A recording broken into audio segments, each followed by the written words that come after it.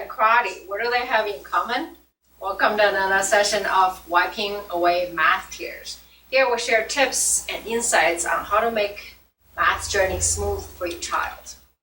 I'm your host, Dr. Pan at Doors Math, another math mom.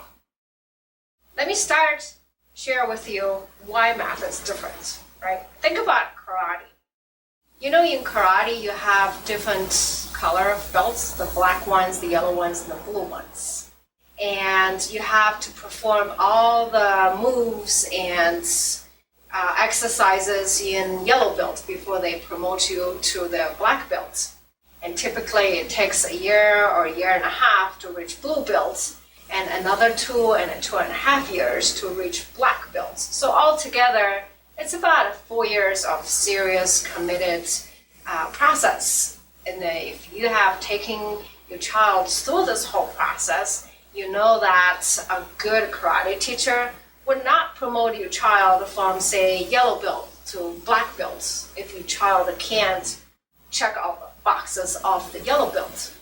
And you wouldn't want your child, say, just starting with a white belt to compete with the kids who is in black belts. They'll get hurt, right? I wouldn't do that either to my kids. Well, math is kind of like that in sequential nature. Let me explain what I mean by sequential. A 9th grader who is studying in Algebra 1 will hopefully have mastery of 4th grade fractions and percentages, and 5th grade, 6th grade word problems, and 7th and 8th grade pre-algebra to do well in 9th grade algebra. Now, the sequential nature of math brings on 2 more characteristics of what makes math different. The first one is academic debt. The second one is once you got off the wagon, it's really hard to get back on.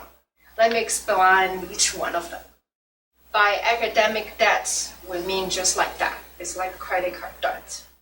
A child who is passed on from, say, 4th grade without checking off all the boxes onto the 5th grade, math is going to get heavier and heavier and harder and more difficult to understand as years goes on. Now, once this academic debt is on, it's really hard to fix and get clear of this academic debt. What this means is that our 9th grader who is struggling in Algebra 1 may have to go back all the way to 4th grade fractions, for example. Or at my work, I sometimes have to help child go all the way back to 2nd grade multiplication table before we can rebuild math. So once you get off the math wagon, sort of speaking, it's really hard. It's a long journey to get back on, is what I'm saying. So let me see, what else I want to tell you. Why should you care about the sequential nature? Well, you know, like if your child is studying, say, history and miss the section on ancient Greek, that's not going to prevent your child studying, say, 20th century Japanese culture or Chinese history, for example. It's not like that with math, though. Once you miss a 4th grade concept of, say, fraction, 5th grade gets hard. You're going to use percentage because that builds on fraction.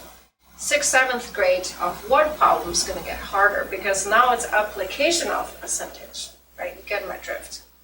So, just like our credit card can ruin our financial freedom, a math academic debt can ruin a child's academic career. Imagine for a minute, though, if your child didn't have math debt, what it would look like. Well, for one, more job opportunities will be open to your child, right?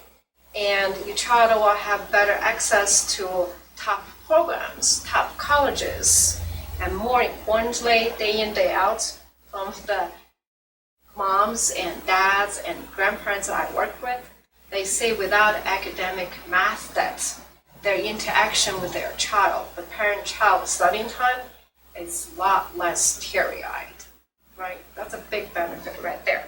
So what's the takeaway?